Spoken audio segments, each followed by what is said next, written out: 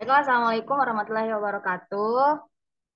Dan selamat pagi. Perkenalkan nama saya Nurafia Fahri, NIM 19924111020.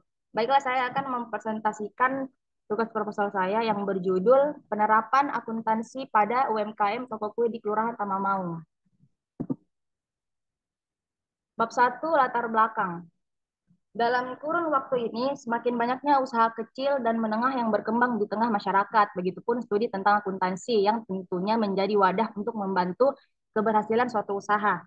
Kita cenderung mendapati UMKM belum menerapkan akuntansi dalam perhitungan hasil usahanya, sehingga masalah yang cenderung dihadapi UMKM adalah hal yang berkaitan dengan pemasaran dan pembiayaan. Dalam penelitian ini, peneliti, yaitu saya, akan meneliti mengenai penerapan akuntansi pada UMKM toko kue di Kelurahan Tamamaung. Rumusan masalah.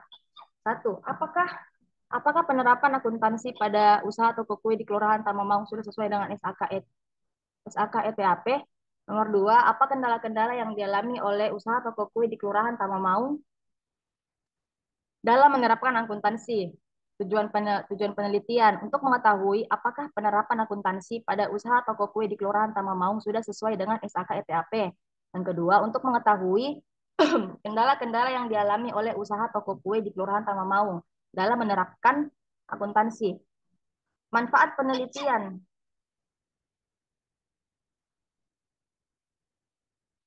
Manfaat penelitian. Secara praktis, untuk UMKM, hasil dari penelitian mampu menjadi bahan evaluasi mereka untuk memajukan dan mengembangkan usaha yang sedang mereka jalankan. Secara teori, penulis mengharapkan penelitian ini dapat menambah pengetahuan mengenai sistem penerapan akuntansi. Untuk penelitian selanjutnya, diharapkan mampu dijadikan bahan referensi bagi mereka yang ingin meneliti terkait judul yang sama. Bab 2, tinjauan pustaka. Terdiri dari akuntansi, pengertian akuntansi, prinsip akuntansi, teori akuntansi, dan siklus akuntansi. Yang kedua, usaha mikro kecil menengah UMKM. Yang ketiga, akuntansi UMKM. Dan yang keempat, SAK UMKM. Penelitian terdahulu, ada Alif Nurul Hidayati tahun 2013, judulnya Penerapan Pencatatan Keuangan dalam Usaha Mikro Menengah. Selanjutnya Suliani tahun 2014, judulnya Analisis Penerapan Pencatatan Akuntansi pada Toko Bangunan di Kecamatan Bidingkanaya, Laikang. Dan yang terakhir Irham Syahid tahun 2018, penerapan sistem akuntansi pada usaha kecil dan menengah di Kota Makassar. Kerangka konseptual penerapan akuntansi pada UMKM toko kue di Kelurahan Tamamaung, pentingnya penerapan akuntansi pada UMKM, hasil penelitian dan kesimpulan serta saran pada UMKM. Bab 3, metodologi penelitian, variabel desain dan penelitian, definisi operasional dan pengukuran variabel, populasi dan sampel subjek dan fokus, teknik pengumpulan data yaitu dengan wawancara dan dokumentasi, teknik analisis data. Sekian dari saya. Mohon maaf apabila ada kesalahan kata. Wabillahi taufiq wal hidayah. Assalamualaikum warahmatullahi wabarakatuh. Waalaikumsalam. Assalamualaikum warahmatullahi wabarakatuh. Perkenalkan nama saya Ayu Rosita Muslim, NIM 199214082. Kali ini saya akan memaparkan seminar proposal yang berjudul Analisis Pendapatan dalam Meningkatkan Laba Bersih pada PT Bank Sulselbar Cabang Utama Makassar. Di bab 1 pendahuluan itu yang pertama adalah latar belakang. Bank sebagai lembaga yang membantu pemerintah menyelesaikan sesuatu memainkan peran penting dalam mempromosikan kemakmuran dan pembangunan seluruh negara. Pendapatan adalah pendapatan dari kegiatan berikut. Saya berjalan di perusahaan. Untuk semua perusahaan yang melaporkan keuangan adalah dasar penting untuk memahami kondisi keuangan perusahaan termasuk pendapatan dan beban. Dengan pendapatan beban ini mungkin berasal dari kegiatan penggalangan dana atau investasi atau tabungan. Dengan demikian, hasil pendanaan oleh investasi dapat mempengaruhi pendapatan. Pelanggan yang menjadi target pasar penyaluran dana suatu perusahaan. Oleh karena itu, perusahaan harus terus berinovasi untuk memenuhi kebutuhan pelanggan-pelanggan. Semakin banyak perusahaan memenuhi permintaan pelanggan, semakin memunculkan perusahaan semakin baik. Terus yang kedua itu ada rumusan masalah. Bagaimana pengaruh pendapatan dalam meningkatkan laba bersih pada PT Bank Sosial Bar tahun 2016-2020? Yang ketiga itu ada tujuan penelitian, yaitu untuk mengetahui bagaimana pengaruh pendapatan dalam meningkatkan laba bersih pada PT Bank Sosial Bar tahun 2016 sampai dengan 2020. Yang keempat itu ada manfaat penelitian. Yang pertama bagi instansi untuk mengetahui dan mengevaluasi pelaksanaan pendapatan dan meningkatkan kesejahteraan perekonomian rakyat. Yang kedua bagi pengembangan ilmu sebagai bahan perbandingan dan referensi untuk penelitian selanjutnya yang lebih relevan. Yang ketiga itu ada bagi peneliti untuk menambah wawasan secara teori dan pengaplikasian atau penerapan masalah yang diteliti tentang pendapatan dan laba bersih. Di bab 2 itu ada tinjauan pustaka. Yang pertama itu ada pendapatan, yaitu pengertian pendapatan, dua jenis-jenis pendapatan, yang ketiga pendapatan bank. Yang kedua itu ada profitabilitas. Yang pertama itu ada pengertian profitabilitas, yang kedua tujuan dan manfaat rasio profitabilitas, yang ketiga adalah jenis-jenis rasio profitabilitas. Yang ketiga itu ada laba. Yang pertama ada pengertian laba, jenis-jenis laba, pertumbuhan laba, dan manfaat laba. Yang keempat itu ada analisa laporan keuangan. Yang pertama itu pengertian laporan keuangan, yang kedua tujuan dan manfaat, yang ketiga ada metode dan teknik. Adapun penelitian terdahulunya yang pertama itu Regina Ekanjani 2015, yang kedua Harahap tahun 2017, yang ketiga ada Lestari tahun 2019, yang keempat ada Suryani tahun 2018, dan yang kelima ada Audina tahun 2017. Adapun kerangka konseptualnya yaitu PT Bank Sosial Bank seringkali masuk ke jajaran bank dengan pelayanan yang terbaik menurut penilaian berbagai lembaga. Dalam survei ini, untuk memotret customer experience di berbagai interaksi nasabah dengan banknya. Hasil survei menunjukkan indikasi mutu pelayanan bank di Indonesia meningkat selama 10 tahun terakhir. Berdasarkan BSEM 2011, tingkat pelayanan prima atau service excellence bank mengalami peningkatan. Dari seluruh penjelasan di atas, maka penulis memberikan suatu pemikiran. Hal pemikiran yang mendasari ini dapat dilihat pada bagian kerangka pemikiran sebagai berikut. Yang ketiga itu ada bab 3 yaitu metode penelitian. Yang pertama itu ada definisi operasional dan penguraian variabel. Yang kedua teknik pengumpulan data. Yang ketiga variabel dan desain penelitian. Yang keempat populasi, sampel atau subjek dan fokus. Dan yang kelima itu ada teknik analisis data. Sekian dari presentasi saya, kurang lebihnya mohon dimaafkan. Assalamualaikum warahmatullahi wabarakatuh. Eh, Assalamualaikum warahmatullahi wabarakatuh. Eh, saya Andi Nurdiansyah Wahyudi akan mempresentasikan seminar proposal saya yang berjudul Analisis Efektivitas Pengelolaan Aset Pemerintah Daerah pada Badan Pendapatan Pengelolaan Keuangan dan Aset Kabupaten Kepulauan Selayar. Yang melatar belakangi bahwa pengelolaan aset daerah adalah menjadi salah satu hal yang sangat penting dalam penyelenggaraan daerah saat ini dalam mengupayakan menciptakan pemerintah yang baik, efektif, dan juga efisien, serta penciptaan akuntabilitas publik, di mana secara yuridis pentingnya pengelolaan aset tetap daerah yang efektif, transparan, akuntabel tercatat dalam Peraturan Pemerintah Nomor 38 Tahun 2008 tentang pengelolaan barang negara dan negara atau daerah, di mana secara garis besar permasalahan utama dari pemerintah daerah Kabupaten Selayar dalam pengelolaan aset adalah permasalahan yang paling kita jumpai yaitu penata usahanya yang belum baik, ditandai juga dengan tidak akuratnya data inventaris yang begitu jelas tidak jelas. Adapun rumusan masalah yang yang pada penelitian ini, bagaimanakah efektivitas dari pengelolaan aset daerah pada Badan Pengelolaan Keuangan dan juga aset Kabupaten Kepulauan Selayar. Tujuan penelitian ini tentu saja untuk mengetahui efektivitas pengelolaan aset daerah pada Badan Pengelolaan Keuangan dan aset Kabupaten Kepulauan Selayar.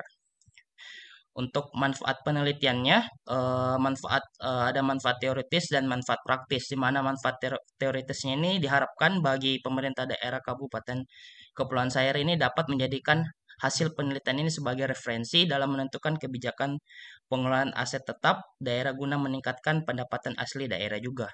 Manfaat praktis tentu saja untuk mahasiswa, penelitian lanjutan buat referensi dan juga bagi masyarakat yang membacanya. Untuk tinjauan pustaka terdiri dari pengelolaan aset, yaitu aset daerah, ruang lingkup, aset daerah. Efektivitas, di mana ukuran efektivitas dan juga pendekatan efektivitas eh, buat kerangka konseptualnya, di mana konsepnya itu terdiri dari Badan Pendapatan Pengelolaan Keuangan dan Aset Kabupaten Kepulauan Selayar dan pengelolaan aset, laporan keuangan, dan apakah efektif atau tidak efektif.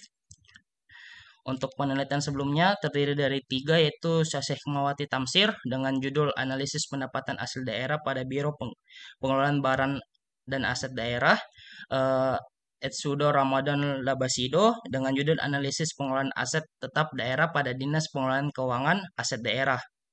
Dan ada juga Veronica Giovanni Edna Susanti dengan judul Analisis Efektivitas dan Kontribusi Pendapatan Asli Terhadap Anggaran Pendapatan dan Belanja di Kabupaten Berau.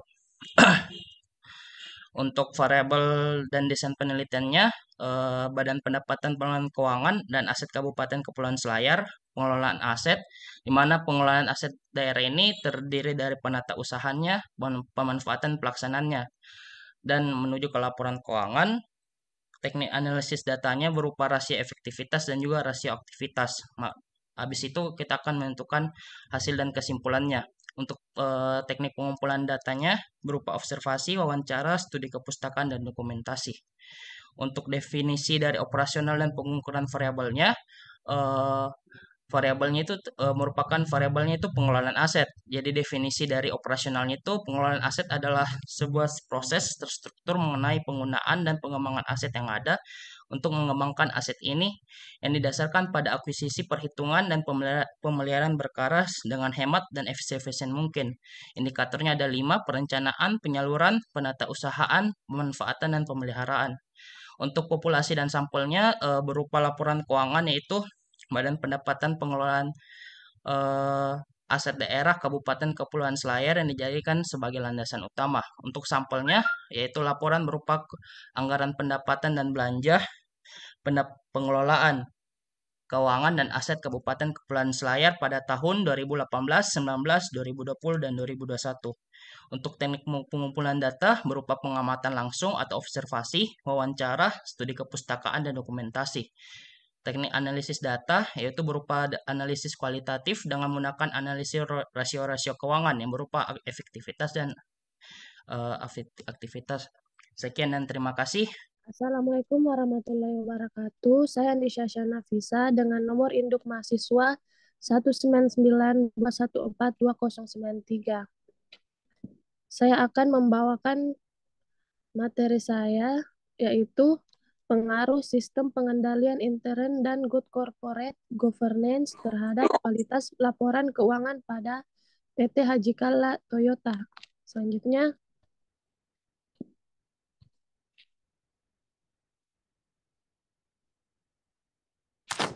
pertama saya itu ke bab 1, yaitu latar belakang. Setiap perusahaan mempunyai tujuan untuk memperoleh keuntungan atau laba yang maksimum. Keberhasilan perusahaan dinilai melalui kualitas laporan keuangan perusahaan yang disajikan. Informasi akuntansi disajikan oleh perusahaan untuk merupakan bentuk pertanggungjawaban perusahaan kepada pihak berkepentingan. Jika informasi disajikan dengan benar, informasi tersebut sangat berguna bagi siapa saja untuk mengambil keputusan tentang perusahaan yang dilaporkan tersebut. Selanjutnya, rumusan masalah. Pertama, apakah sistem pengendalian internal terhadap kualitas laporan keuangan pada PT Haji Kala Toyota? Kedua, apakah penerapan good corporate governance terhadap kualitas laporan keuangan pada PT Haji Kala Toyota? Selanjutnya, tujuan penelitian itu ada 2, untuk mengetahui pengaruh sistem pengendalian internal terhadap kualitas laporan keuangan pada PT Haji Kala Toyota. Kedua, untuk mengetahui pengaruh good corporate governance terhadap kualitas laporan keuangan pada PT Haji Kala Toyota. Ketiga, manfaat hasil penelitian. Pertama, menjadi bahan evaluasi dan gambaran terhadap pentingnya keseriusan penerapan sistem pengendalian internal yang baik dan good corporate governance Kedua, untuk memberikan kesempatan untuk mempelajari dan menambah wawasan yang berkaitan dengan sistem pengendalian internal yang baik dan good corporate governance. Ketiga, memberikan kesempatan untuk mempelajari dan menambah wawasan yang berkaitan dengan sistem pengendalian internal yang baik dan good corporate governance. Lanjut, kita ke bab 2. Pertama, kajian teori itu ada 10, pengertian sistem pengendalian internal, unsur pengendalian internal, tujuan pengendalian internal, pengertian good corporate governance, prinsip-prinsip good corporate governance, manfaat good corporate governance, tujuan good corporate governance, pengertian kualitas laporan keuangan, tujuan laporan keuangan, terakhir karakteristik kualitas laporan keuangan. Lanjut, kita ke kerangka konseptual, yaitu sistem pengendalian internal, good corporate governance, kualitas laporan keuangan. Lanjut, hipotesis itu ada 2. Yang pertama, sistem pengendalian berpengaruh positif dan signifikan terhadap kualitas laporan keuangan pada PT Haji Kala Toyota. Kedua, penerapan good corporate governance berpengaruh positif dan signifikan terhadap kualitas laporan keuangan pada PT Haji Kala Toyota. Variabel dan desain penelitian. Peneliti menggunakan metode kuantitatif dengan pendekatan penelitian kausal komparatif. Dikarenakan dengan menggunakan pendekatan ini, peneliti ingin mengidentifikasikan pencapaian kualitas laporan keuangan sebagai variabel yang dipengaruhi oleh sistem pengendalian internal dan penerapan good corporate governance. Lanjut, populasi dan sampel. Populasi itu seluruh karyawan bagian akuntansi dan keuangan yang terlibat dalam penyusunan laporan keuangan PT Haji Kala Toyota. Sampelnya karyawan bagian akunting dan keuangan yang terlibat dalam penyusunan laporan keuangan PT Haji Kala Toyota. Lanjut,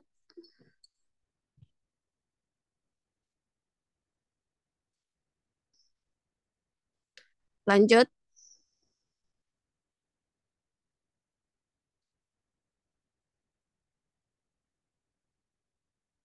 Tuh, terima kasih. Saya selesaikan presentasi saya. Selesai.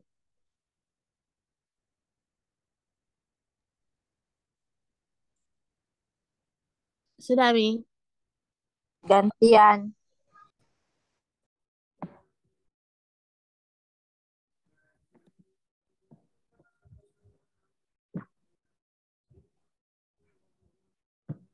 Demi, ada Ji. Assalamualaikum warahmatullahi wabarakatuh. Salam sejahtera untuk kita semua. Puji syukur kita panjatkan kehadirat Allah Subhanahu wa taala karena atas nikmat dan karunia-Nya lah sehingga kita dapat berkumpul dalam keadaan sehat walafiat pada kesempatan kali ini. Yang saya hormati Ibu Samsinar, SPD SE MSI AKCA selaku dosen pengampu mata kuliah seminar akuntansi dan teman-teman yang berkesempatan hadir pada kesempatan kali ini. Perkenalkan, nama saya Mutia Rizky Yunus Husain dengan NIM 199214279 akan mempresentasikan proposal penelitian saya dengan judul Analisis Penerapan Akuntansi pada Toko Numidima Parfum di Kota Makassar. Next.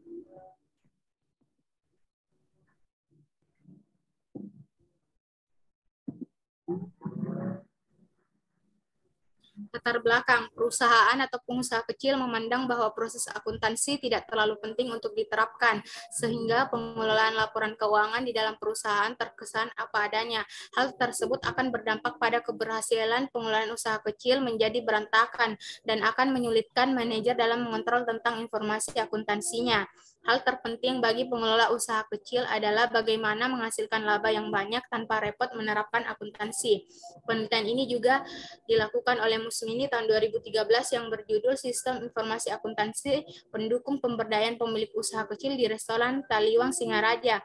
Menyimpulkan dari hasil investigasi yang dilakukan bahwa tatanan informasi akuntansi yang diterapkan oleh Rumah Makan Taliwang masih sangat sederhana dan diterapkan secara manual.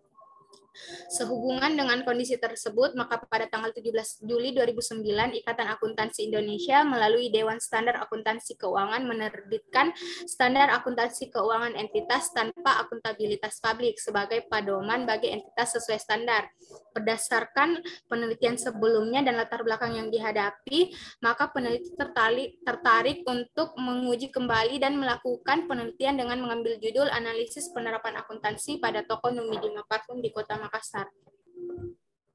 Next.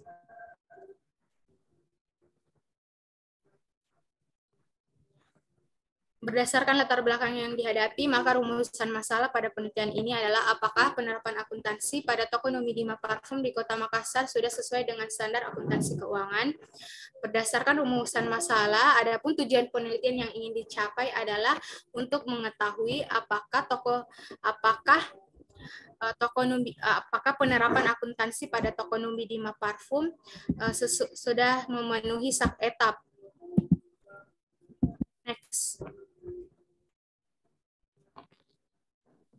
Manfaat penelitian, ada dua manfaat, yaitu manfaat praktis dan teoritis. Manfaat praktis bagi peneliti yaitu penelitian diharapkan dapat memperluas dan memperdalam pengetahuan di bidang akuntansi mengenai penerapan akuntansi pada usaha kecil. Yang kedua, bagi sebuah usaha, penelitian ini diharapkan dapat menjadi bahan tolak ukur dan pertimbangan khususnya dalam penerapan akuntansi, terutama pada toko Numidima Parfum di Kota Makassar.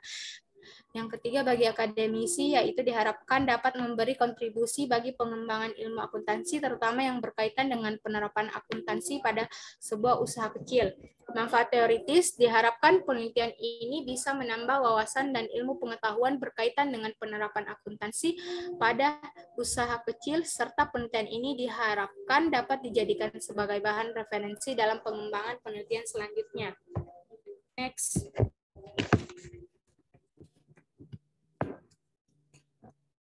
Tinjauan pustaka dan kerangka konseptual. Tinjauan pustaka terdiri atas 3, yaitu tinjauan atas akuntansi, yang kedua ikhtisar transaksi dan persamaan akuntansi, yang ketiga sub-etap. Penelitian terdahulu, penelitian yang pertama oleh Lucy Sri Musmini tahun 2013 dengan judul Sistem Informasi Akuntansi untuk Menunjang Pemberdayaan Pengelolaan Usaha Kecil, studi kasus pada Rumah Makan Taliwang Singaraja. Yang kedua oleh Farah Lydia Ekarini 2014 dengan judul Penyusunan dan Penyajian Laporan Keuangan Berbasis Sak-Etap, studi kasus pada UMKM Ekspedisi CV Mandiri periode 2014. Yang ketiga oleh Rachel Anil Marilyn Linkan Wenewulur, Herman Karamoy, dan Winston Ponto tahun 2016 dengan judul Analisis Penerapan Akuntansi Persediaan berdasarkan PSAK nomor 14 pada PT Gatrako Indah Manado. Next.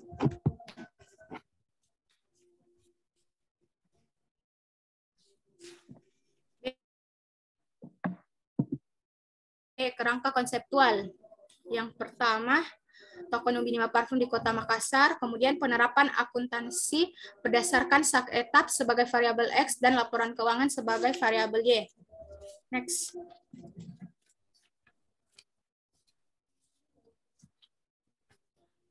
Metode penelitian variabel dan desain penelitian. Variabel penelitian ini adalah sak-etap sebagai variabel independen dan laporan keuangan sebagai variabel dependen. Desain penelitian. Penelitian ini dilaksanakan di toko Numidima Parfum di Kota Makassar. Teknik yang dilakukan Teknik pengumpulan data yang dilakukan yaitu wawancara, observasi, dan dokumentasi, kemudian dianalisis. Dalam hal ini peneliti menggunakan laporan keuangan Tokonomi Dima Parfum tahun 2020 dan 2021, lalu dilakukan perbandingan antara sak etap dengan Tokonomi Dima Parfum. Hasil dari tersebut kemudian dijadikan kesimpulan dari penelitian. Untuk lebih jelasnya desain penelitiannya ada pada layar. Next.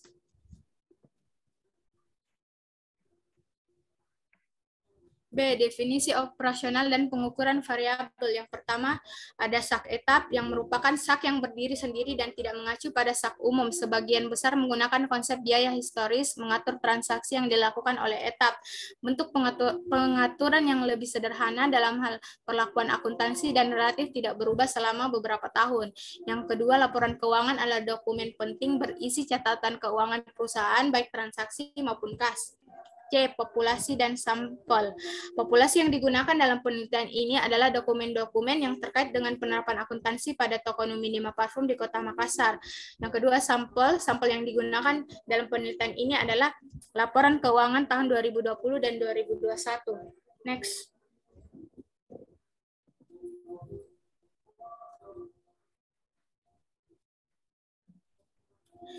D. Teknik pengumpulan data. Dalam penelitian ini, metode pengumpulan data yang digunakan adalah wawancara, observasi, dan dokumentasi. Wawancara dan observasi digunakan untuk memperoleh data primer dan dokumentasi untuk memperoleh data sekunder. Teknik analisis data. Yang pertama, mengumpulkan seluruh data berupa laporan keuangan tahun 2020 dan 2021 Tokonomi Dima Parfum, kemudian melakukan review terhadap data laporan keuangan.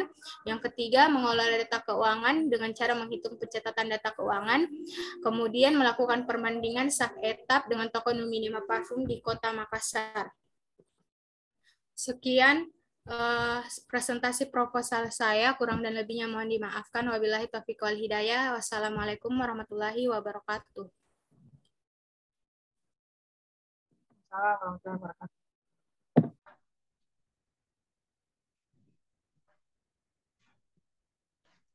Assalamualaikum warahmatullahi wabarakatuh. Perkenalkan, nama saya Laila Kamila Ramadhani, NIM 1992141026. Di sini saya akan mempresentasikan tentang analisis laporan keuangan guna mengevaluasi kinerja keuangan pada PT Sumber Alvaria Trijaya Tbk tahun 2018 sampai 2021. Yang pertama, pendahuluan latar belakang, yaitu menurut Standar Akuntansi Keuangan atau SAK nomor 1 menjelaskan bahwa tujuan laporan keuangan adalah menyediakan informasi yang menyangkut posisi keuangan, kinerja, serta perubahan posisi keuangan suatu perusahaan yang bermanfaat bagi sejumlah besar pemakai dalam pengambilan keputusan. Analisis laporan keuangan suatu perusahaan pada dasarnya dilakukan karena ingin mengetahui sejauh mana keuntungan atau profitabilitas dan tingkat ancaman atau tingkat kesehatan suatu organisasi. Selanjutnya, rumusan masalah. Bagaimana kinerja keuangan PT Sumber Alvaria Trijaya Tbk yang ditinjau dari rasio keuangan likuiditas, solvabilitas, aktivitas, dan profitabilitas. Tujuan penelitiannya yaitu untuk mengetahui kinerja keuangan PT Sumber Alvaria Trijaya Tbk yang ditinjau dari rasio keuangan likuiditas, solvabilitas, aktivitas, dan profitabilitas. Manfaat penelitiannya yaitu berdasarkan tujuan penelitian yang telah diuraikan, maka dapat diperoleh manfaat dari hasil penelitian ini, yaitu manfaat praktis, yaitu menjadi ide bagi perusahaan untuk memahami analisis rasio keuangan dan membantu perusahaan dalam mengambil keputusan. Yang kedua, menjadi bahan pertimbangan bagi investor untuk menilai posisi keuangan perusahaan dalam menentukan kebijakan investasi di masa yang akan datang. Yang kedua, manfaat teoritis. Diharapkan dapat meningkatkan pengembangan pengetahuan dan pengalaman dari sumber-sumber teoritis yang ada khususnya di bidang akuntansi dan sebagai bahan referensi untuk penelitian selanjutnya. Selanjutnya, tinjauan pustaka dan kerangka konseptual. Tinjauan pustaka, analisis laporan keuangan. Analisis laporan keuangan adalah suatu sistem untuk membedah laporan keuangan ke dalam faktor-faktornya dan mempelajari setiap elemen ini dengan maksud untuk memperoleh informasi dan pengetahuan yang hebat dan tepat dari laporan keuangan itu sendiri. Adapun tujuan dan manfaat analisis laporan keuangan yaitu untuk mengetahui posisi keuangan, kelemahan perusahaan, kekuatan yang tumbuh menjadi manfaat organisasi, dan pengendalian penilaian kinerja secara keseluruhan. Adapun metode analisis laporan keuangan yaitu analisis vertikal atau statis dan analisis horizontal atau dinamis. Teknik analisis laporan keuangan yaitu analisis perbandingan laporan keuangan, analisis tren, analisis persentase per komponen, analisis sumber daya dan penggunaan modal kerja, analisis sumber dan penggunaan kas, analisis rasio keuangan, analisis perubahan laba kotor, titik impas, dan kredit. Rasio keuangan. Rasio keuangan adalah perhitungan rasio penggunaan laporan ekonomi yang berciri sebagai alat ukur dalam menilai situasi keuangan dan kinerja perusahaan secara umum secara keseluruhan. Secara garis besar, rasio keuangan yang sering digunakan dalam menilai kinerja keuangan terbagi menjadi 4, yaitu rasio likuiditas, solvabilitas, aktivitas, dan profitabilitas. Penelitian sebelumnya yaitu oleh Diana Mandasari 2013 yang berjudul Analisis Laporan Keuangan dalam Mengukur Kinerja Keuangan pada CV Awijaya Palembang. Yang kedua, Muhammad Amri 2018 yang berjudul Analisis Laporan Keuangan untuk Menilai Kinerja Keuangan pada PT Incipna Indonesia. Yang ketiga, Mardiati 2018 yang berjudul Analisis Laporan Keuangan untuk Menilai Kinerja Keuangan dengan Pendekatan Rasio Keuangan pada PT Hero Supermarket Tbk. Kerangka konseptual. Dalam dokumen ini, penelitian kinerja keuangan didasarkan pada analisis rasio keuangan PT Sumber Alvaria Trijaya Tbk. Rasio moneter ini terdiri dari rasio likuiditas, solvabilitas, aktivitas, dan profitabilitas.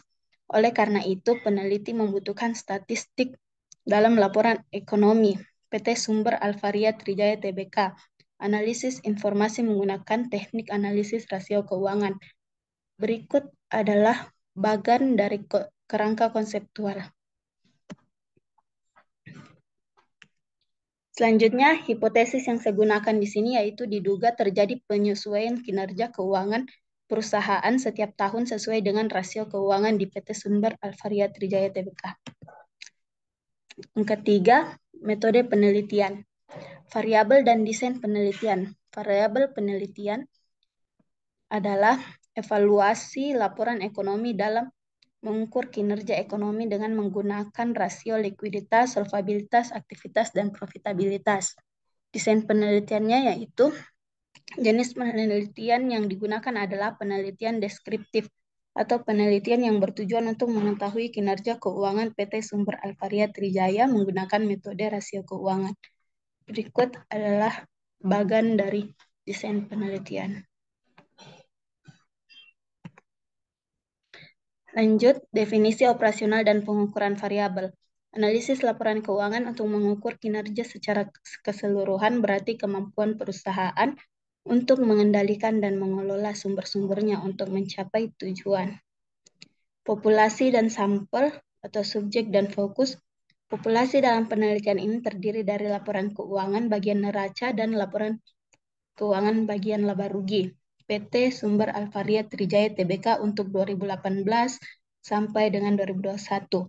Sampel dalam penelitian ini ditentukan melalui analisis laporan keuangan PT Sumber Alvaria Trijaya Tbk dari tahun ke tahun untuk menilai kinerja keuangan perusahaan. Teknik pengumpulan data yang digunakan dalam studi dokumentasi ini adalah statistik dari laporan keuangan dengan neraca dan laporan laba rugi periode 2018 sampai 2021. Teknik analisis datanya yaitu menggunakan perhitungan rasio keuangan, yaitu likuiditas, solvabilitas, aktivitas, dan profitabilitas. Sekian materi dari saya, kurang lebihnya mohon dimaafkan. Wassalamualaikum warahmatullahi wabarakatuh. Assalamualaikum warahmatullahi wabarakatuh.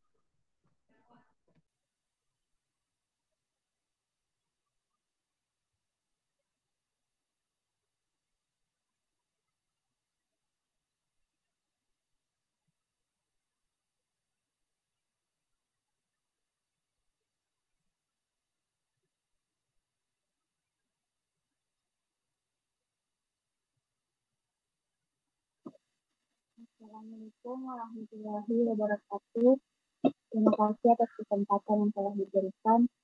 Saya Hasrilan Hidayah Alia dengan NIM 1992 14 20 70 akan melakukan seminar proposal dengan judul Pengaruh Sistem Penjualan Insuran Logam Mulia terhadap laba pada PT Pegadaian Persero IPC Palangka Kabupaten Barbit. Bab 1 pada latar belakang. Menurut Anthony Samuelson, Paul 2015, ekonomi adalah suatu cara yang digunakan seseorang atau sekelompok orang dalam memanfaatkan sumber-sumber yang terbatas untuk memperoleh berbagai macam komoditi dan produk serta menyalurkan dengan tujuan agar bisa dikonsumsi oleh masyarakat banyak. Pertumbuhan ekonomi nasional yang baik merupakan salah satu tolak ukur sehatnya kondisi perekonomian suatu negara. Meningkatkan pendapatan nasional artinya perbaikan pada perekonomian negara. Oleh sebab itu, melakukan angsuran atau biasa disebut dengan kredit menjadi salah satu cara yang dipercayai oleh beberapa masyarakat untuk mendapatkan pinjaman dana. Ada beberapa lembaga keuangan dan bank yang dikenal oleh masyarakat, salah satunya adalah PT Pegadaian, yang berfungsi sebagai pelayanan umum dan juga sekaligus sebagai sumber pendapatan negara pada sektor pembiayaan. Pada suatu kondisi perekonomian, masyarakat sedang melemah, eksistensi PT Pegadaian mampu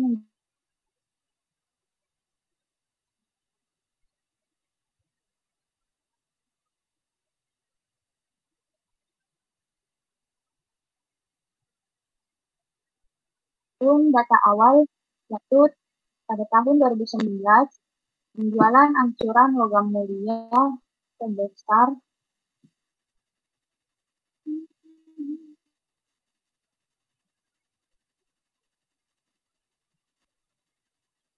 Rp105.994.000 dengan pendapatan Rp4.397.588.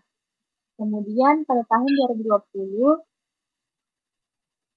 kisaran penjualan yaitu Rp52.858.000 dengan pendapatan Rp2.890.590.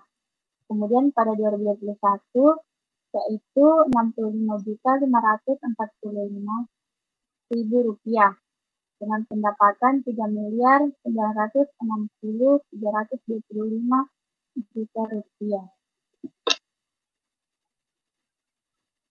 Selanjutnya, rumusan yang menjadi rumusan masalah yaitu bagaimana pengaruh sistem penjualan angsuran logam mulia dalam meningkatkan laba pada PT Pegadaian Persero IPC Palangka Kabupaten Barbit.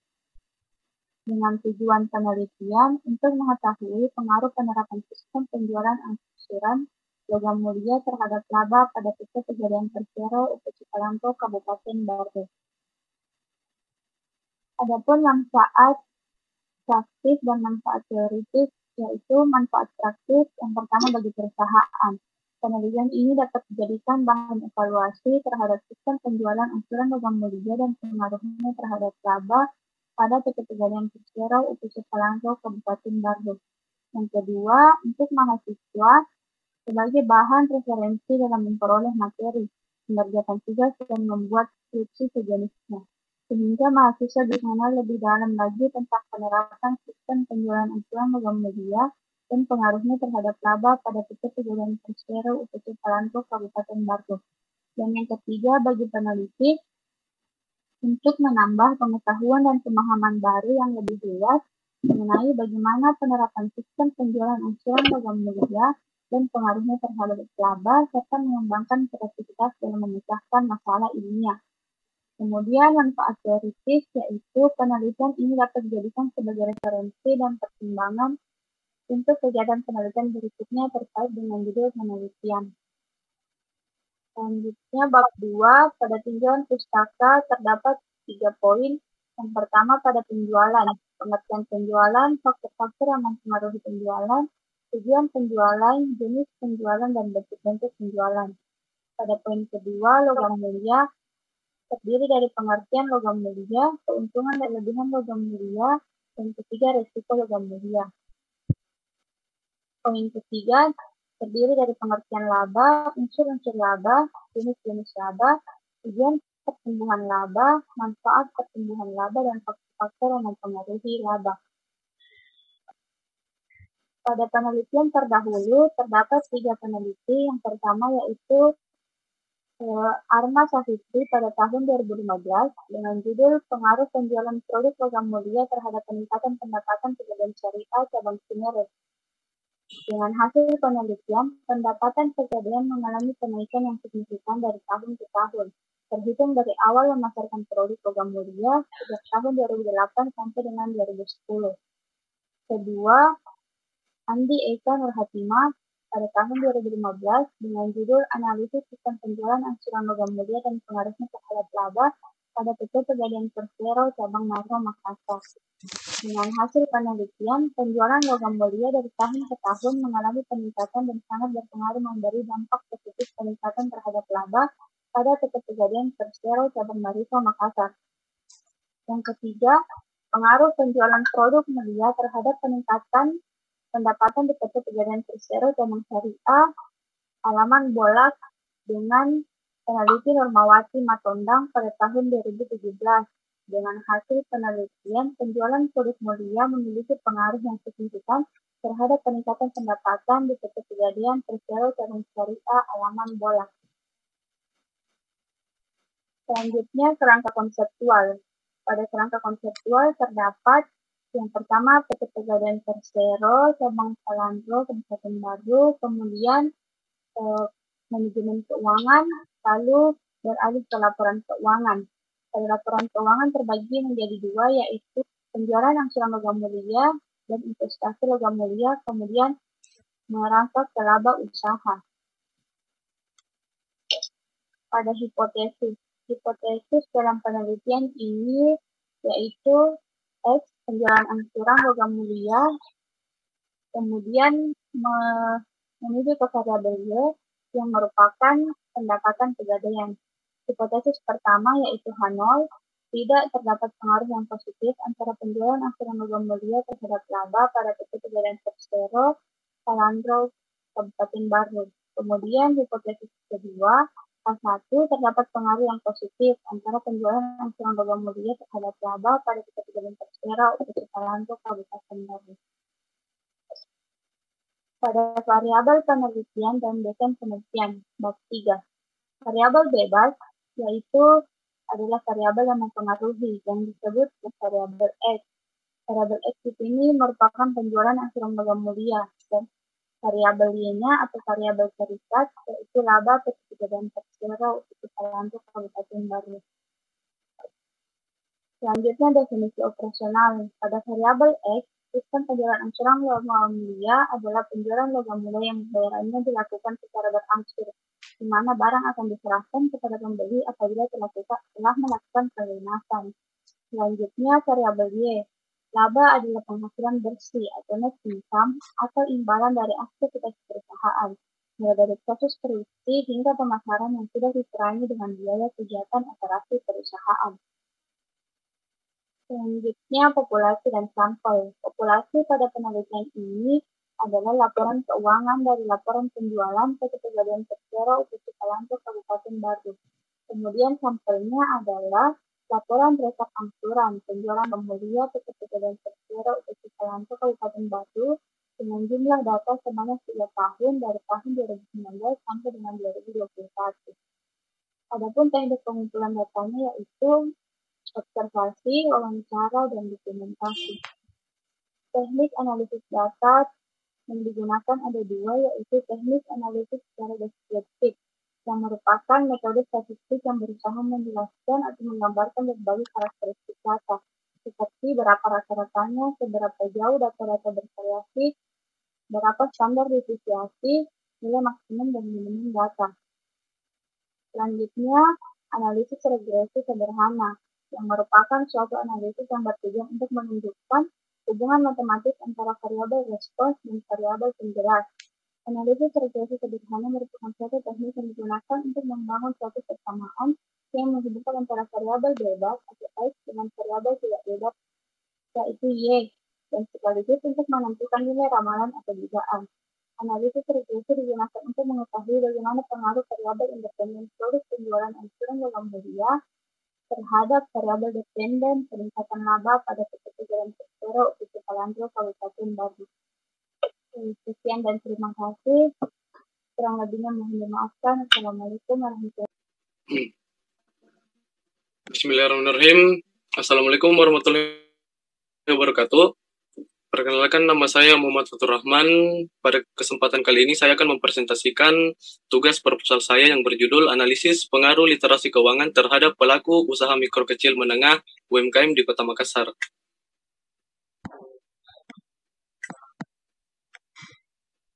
Berikut bab 1, latar belakang. Usaha mikro kecil dan menengah UMKM memiliki peranan penting dalam menciptakan lapangan kerja, meningkatkan kesejahteraan rakyat, dan memeratakan pendapatan. Oleh sebab itu, diperlukan dukungan dari seluruh pihak untuk mengembangkan UMKM. Pengelolaan keuangan yang tepat tentunya ditunjang oleh literasi keuangan yang baik, yang bisa meningkatkan tingkat kehidupan serta tingkat penghasilan. Beberapa penelitian membagikan bahwa literasi keuangan yang mencukupi akan memberikan efek positif terhadap sikap keuangan seseorang.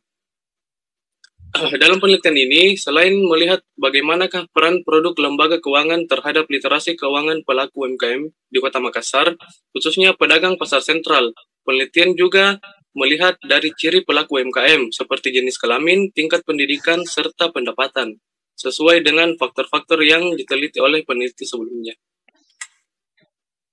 Berikut itu rumusan masalah. Adapun rumusan masalah dalam penelitian ini yaitu apakah jenis kelamin mempengaruhi tingkat literasi keuangan pada pelaku UMKM di Kota Makassar. Berikutnya, apakah latar belakang pendidikan mempengaruhi tingkat literasi keuangan pada pelaku UMKM di Kota Makassar.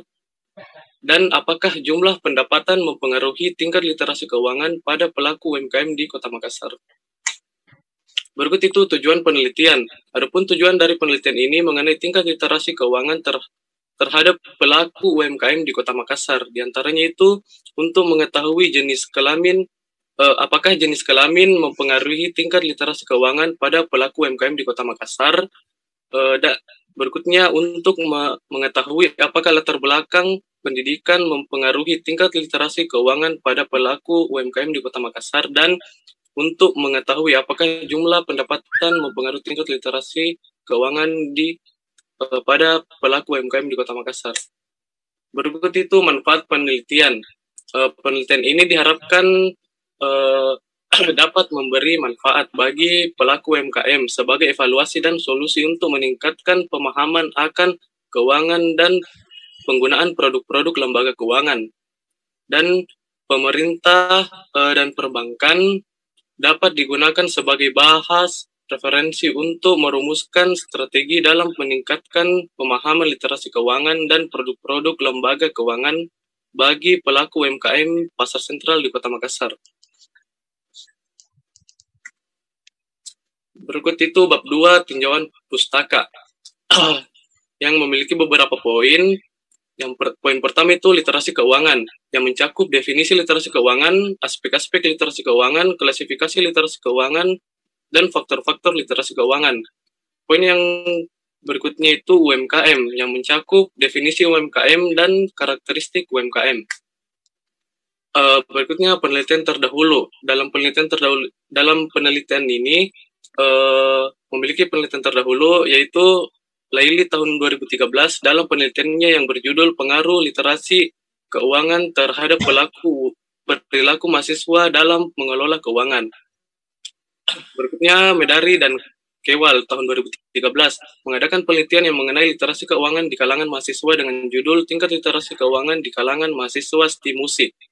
Berikutnya itu Amalia dan Wityastuti tahun 2015 mengadakan penelitian mengenai literasi keuangan di kalangan pelaku usaha dengan judul Analisis yang Mempengaruhi Tingkat Literasi Keuangan di Kalangan UMKM Kota Tegal. Berikutnya Lestari tahun 2015 dalam penelitiannya yang berjudul Literasi Keuangan serta Penggunaan Produk dan Jasa Lembaga Keuangan. Dan yang terakhir itu Aribawa tahun 2016 dalam penelitiannya yang berjudul Pengaruh Literasi Keuangan Terhadap Kinerja dan Keberlangsungan UMKM di Jawa Tengah.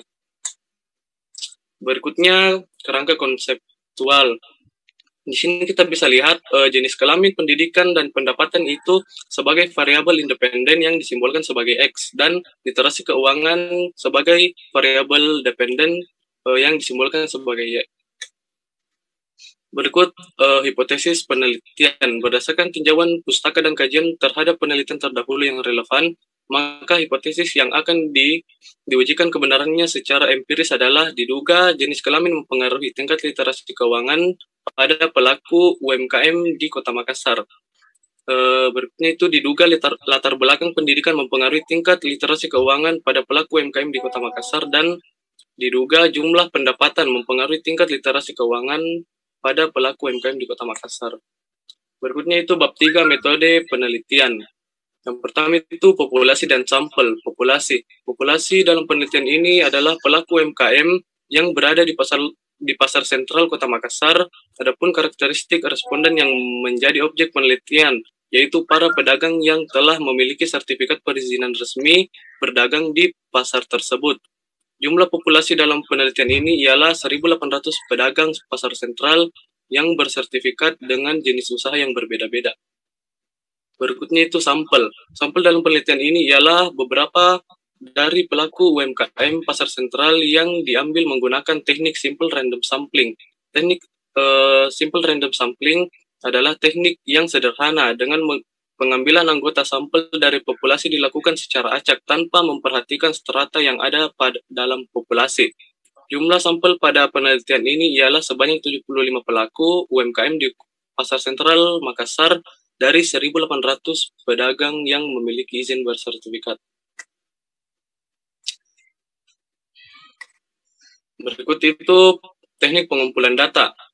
Itu kuesioner di penelitian ini menggunakan skala Likert. Skala Likert artinya skala pengukuran ordinal yang dipakai untuk mengukur sikap, pendapat, dan persepsi seseorang perihal fenomena sosial menggunakan rentang nilai 1-4 diberikan kepada sang responden.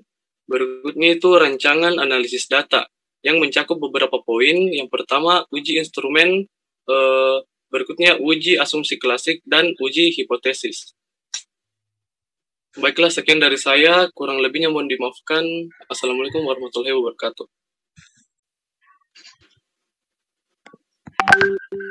Bismillahirrahmanirrahim. Assalamualaikum warahmatullahi wabarakatuh. Perkenalkan, nama saya Nurfadila Insani dengan NIM 19921420885. Adapun judul proposal saya yaitu analisis pengelolaan keuangan dana desa di Desa Patiro Deceng, Kecamatan Camba, Kabupaten Maros. Next.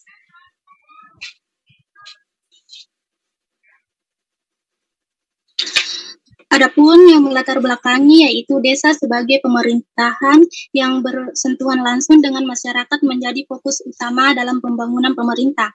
Hal ini dikarenakan sebagian besar wilayah di Indonesia ada di perdesaan.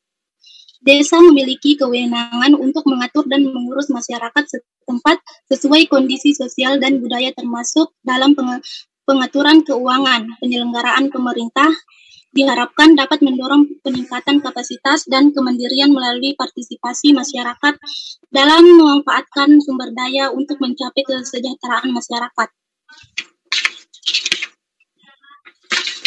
Pengelolaan dana desa yang baik tidak terlepas dari proses perencanaan, pelaksanaan, penatausahaan, pelaporan, dan pertanggungjawaban dana desa. Proses tersebut membutuhkan sumber daya manusia. Dalam hal ini, perangkat desa yang memahami proses perencanaan dan akuntabilitas secara optimal.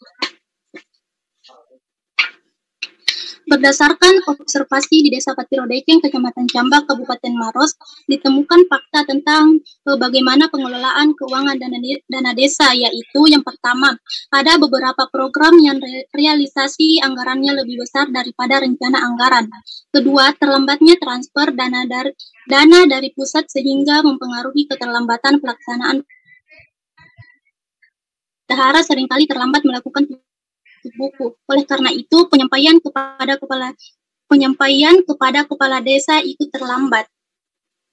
Berdasarkan masalah di atas, hal ini mendorong peneliti untuk mengadakan penelitian tentang analisis pengelolaan keuangan dana desa di Desa Patiro Deceng, Kecamatan Camba, Kabupaten Maros. Selanjutnya, rumusan masalah. Yang pertama, bagaimana pengelolaan keuangan dana desa. Sebelumnya dulu, Rida.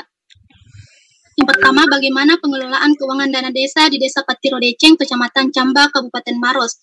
Kedua, apa yang menjadi faktor penghambat dalam pengelolaan keuangan dana desa di Desa Patiro Deceng, Kecamatan Camba, Kabupaten Maros. Next. Adapun tujuan penelitian. Yang pertama yaitu untuk mengetahui pengelolaan keuangan dana desa di Desa Patiro Deceng, Kecamatan Camba, Kabupaten Maros. Kedua, untuk mengetahui faktor penghambat dalam pengelolaan keuangan dana desa. Next. Selanjutnya, tujuan penelitian. Terdapat dua manfaat penelitian. Yang pertama, manfaat praktis dan manfaat teoritis. Manfaat praktis yaitu bagi pemerintah desa dan bagi peneliti. Untuk manfaat teoritis, peneliti ini diharapkan dapat dijadikan sebagai referensi dalam pertimbangan untuk kegiatan penelitian berikutnya terkait dengan pengelolaan keuangan dana desa. Next. Selanjutnya, tinjauan pustaka. Yang pertama, desa. Di sini desa menjelaskan pertama pengertian desa, kedua tipe desa, ketiga sumber pendapatan desa, keempat kewenangan desa, kedua dana desa, ketiga pengelolaan keuangan dana desa. Menjelaskan mengenai pengertian pengelolaan keuangan dana desa, tahap-tahap, asas-asas, dan kewenangannya. Next. Selanjutnya, peneliti terdahulu. Peneliti yang dilakukan oleh Arpadila 2020 yang berjudul Analisis Pengelolaan Keuangan Dana Desa di Desa Perinding, Kecamatan Baraka, Kabupaten Rekang. Kedua yaitu peneliti yang dilakukan oleh Kasniati 2021 yang berjudul Analisis Pengelolaan Keuangan Dana Desa di Desa Matirowalie, Kecamatan Bengo, Kabupaten Bone. Ketiga yaitu penelitian yang dilakukan oleh Masni 2020 dengan judul Analisis Pengelolaan Dana Desa pada Desa Dulangeye, Kecamatan Butumoito, Kabupaten Baloemo. Next. Adapun kerangka konseptual. Yang pertama, Undang-Undang Nomor 6 Tahun 2014 tentang Desa dan Dana Desa. Selanjutnya, Permendagri Nomor 113 Tahun 2014 tentang Pengelolaan Keuangan Dana Desa. Terbagi menjadi 5, yaitu perencanaan, pelaksanaan, penatausahaan, pelaporan, dan pertanggungjawaban. Next. Variabel penelitian. Adapun variabel penelitian di sini yaitu pengelolaan keuangan dana desa. Untuk desain penelitian, di sini Desa Patiro Deceng, Kecamatan Camba, Kabupaten Maros. Selanjutnya, dokumentasi dan aparat yang mendukung dalam proses pengelolaan dana desa. Next.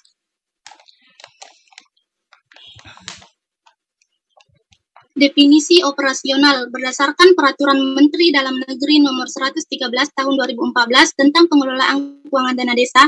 Pengelolaan keuangan dana desa adalah keseluruhan kegiatan yang meliputi perencanaan, pelaksanaan, penatausahaan, pelaporan, dan pertanggungjawaban keuangan desa. Pengukuran variabel. Pada variabel ini diukur menggunakan indikator variabel pengelolaan keuangan dana desa yang ada pada Permendagri Nomor 113 Tahun 2014. Next. Selanjutnya, populasi dan sampel. Populasi dalam penelitian ini adalah seluruh laporan pengelolaan dana desa dan dokumen-dokumen dan aparat yang mendukung dalam proses pengelolaan keuangan dana desa di Desa Patiro Deceng, Kecamatan Camba, Kabupaten Maros. Sampel. Sampel dalam penelitian ini adalah laporan pengelolaan dana desa dan dokumen-dokumen yang mendukung dalam proses pengelolaan dana desa serta aparat desa yang berkaitan dengan pengelolaan dana desa. Next. Selanjutnya, teknik pengumpulan data. Terdapat 2 teknik pengumpulan data, yaitu wawancara dan dokumentasi. Next. Teknik analisis data. Tahapan untuk melakukan analisis data dalam penelitian ini yaitu yang pertama mengunjungi tempat penelitian, kedua melakukan wawancara dan dokumentasi terhadap aparat desa seperti kepala desa, sekretaris desa, bendahara desa, dan ketua BPD. Ketiga, mengumpulkan data yang berkaitan dengan indikator pengelolaan keuangan dana desa. Keempat, setelah semua data dikumpulkan, kemudian dibutuhkan daftar checklist atas indikator Permendagri nomor 113 tahun 2014 tentang pengelolaan dana desa. Kelima, menarik kesimpulan dari tingkat kesesuaian tahapan penerapan pengelolaan keuangan dana desa. Keenam, memberikan saran jika ditemukan sesuatu yang tidak sesuai. Terima kasih. Itulah tadi hasil pemaparan proposal dari saya. Lebih dan kurangnya mohon dimaafkan. Assalamualaikum warahmatullahi wabarakatuh.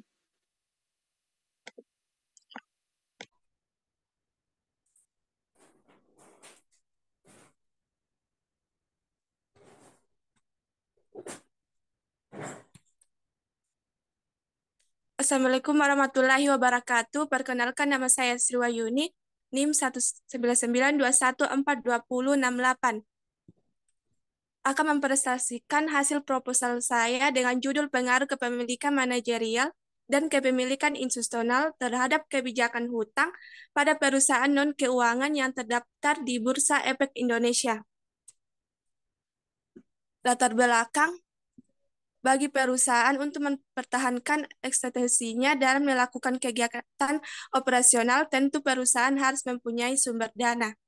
Sumber dana perusahaan dapat diklasifikasikan menjadi dua, yaitu satu sumber internal dan sumber eksternal. Sumber dana internal adalah sumber dana yang didapatkan dari kegiatan operasional perusahaan, sedangkan sumber dana eksternal berasal dari luar perusahaan atau pinjaman pihak ketiga.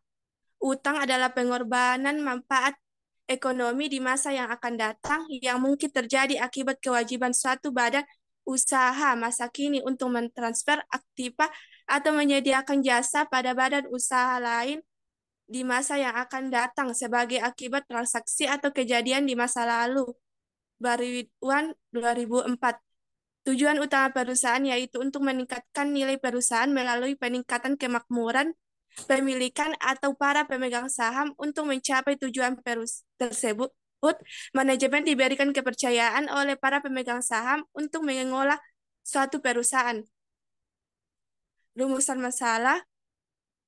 1. Apakah kepemilikan manajerial berpengaruh terhadap kebijakan utang pada perusahaan non-keuangan yang terdaftar di Bursa Efek Indonesia? 2. Apakah kepemilikan institusional berpengaruh terhadap kebijakan utang pada perusahaan non-keuangan yang terdaftar di Bursa Efek Indonesia? Tujuan penelitian. 1. Untuk mengetahui pengaruh kepemilikan manajerial terhadap kebijakan utang pada perusahaan non-keuangan yang terdaftar di Bursa Efek Indonesia. 2. Untuk mengetahui pengaruh kebijakan manajerial terhadap kebijakan utang pada perusahaan non-keuangan yang terdaftar di Bursa Efek Indonesia. Tujuan manfaat penelitian. 1. Manfaat teoritis. Hasil riset ini diharapkan bisa berguna bagi pengembangan ilmu ekonomi selaku sumber bacaan ataupun rujukan yang bisa membagikan data teoritis serta empiris pada pihak-pihak hendak melaksanakan riset lebih lanjut menimpa kasus ini dan menaikkan sumber pustaka yang sudah ada. 2. Manfaat praktis untuk manajemen perusahaan, untuk investor, untuk kreditur. Kajian teori. 1. Agen teori. 2. Teori sinyal. 3. Teori manajerial. 4. Kepemilikan institusional. 5. Kebijakan utang.